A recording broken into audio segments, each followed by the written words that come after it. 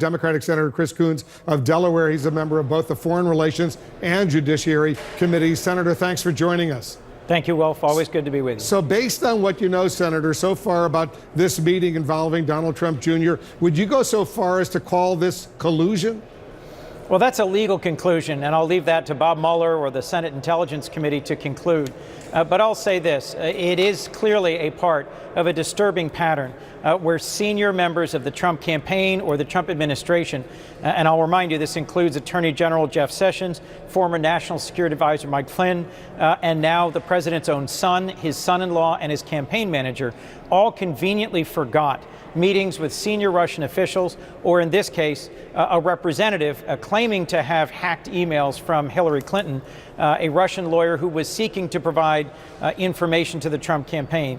In all of these cases, they were asked, they initially denied that such a meeting had happened or failed to disclose it, and then once presented with evidence, changed their course and said, oh yes, that meeting did happen.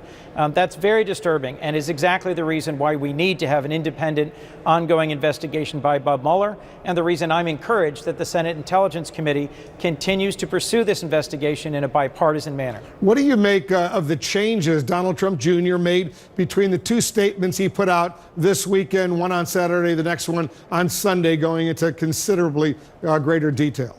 Well, it's pretty striking. My understanding is that the New York Times initial report led to a statement by Donald Trump Jr. When confronted with evidence showing that his first statement was not truthful or complete, he then changed that statement to say, yes, the reason for the meeting with the Russian attorney was to discuss possibly negative information about Hillary Clinton.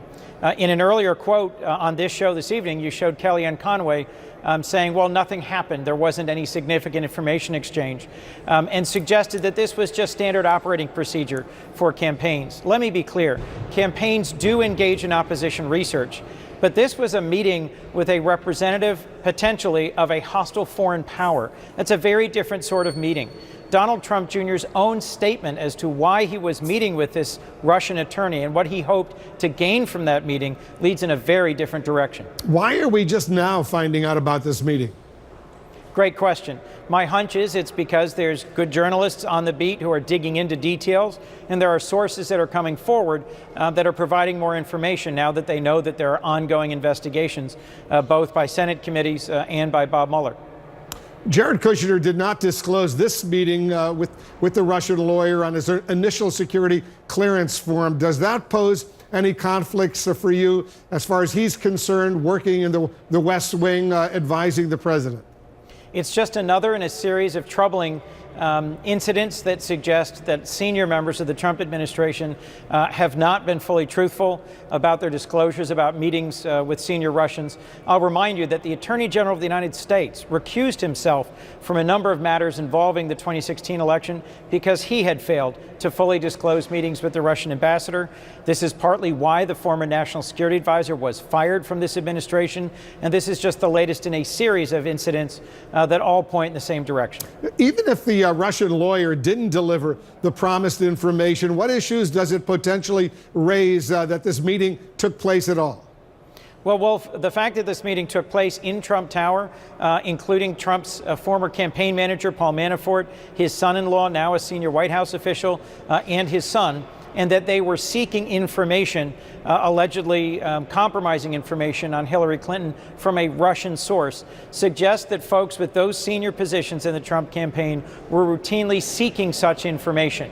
And it is just one indication, as Senator Warner said, the first public indication that meetings of this sort may have happened not just this one time in Trump Tower, but in other times in other places. But you don't know that. I don't know that. You're just speculating, right? I am just speculating at this point. That's right. All right. President Trump on Sunday tweeted this, and I'll read it to you. Quote, I strongly pressed President Putin twice about Russian meddling in our election. He vehemently denied it. I've already given my opinion. Should President Trump have gone further to deny the Kremlin's statement that he, quote, accepts Putin's denial of election meddling?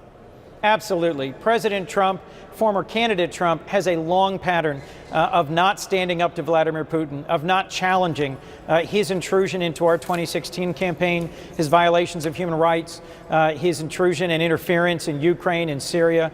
I'm struck that at this G20 meeting, he claims he did everything he could have done, that he stepped up forcefully to challenge Vladimir Putin.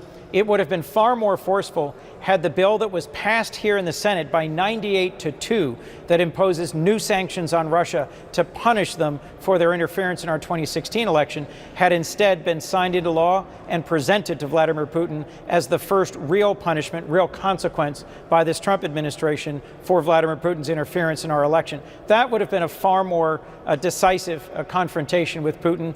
Instead, they merely had an exchange of words in which each agreed that the other was wrong. It took President Trump less than a day, I think specifically 13 hours or so, to backtrack on the idea of a joint U.S.-Russian cybersecurity unit. Why do you think that proposal was appropriate to begin with? I have no idea, Wolf, why the President of the United States would suggest a joint cybersecurity initiative with Vladimir Putin, the leader of a country that is our single most capable, most aggressive cyber adversary. This was a terrible idea, and I'll simply say that I was encouraged the President abandoned it almost as quickly as he presented it. He certainly did. All right, thanks very much, Senator Chris Coons, for joining us. Thank you. Up next, the powerful senator says the public now has, quote, clear evidence that senior members of the Trump campaign sought to collect damaging information on Hillary Clinton from a Russian. I'll talk about that and more with the former CIA director, the former defense secretary, Leon Panetta. There you see him. He's standing by live. Do you have bruised skin? You need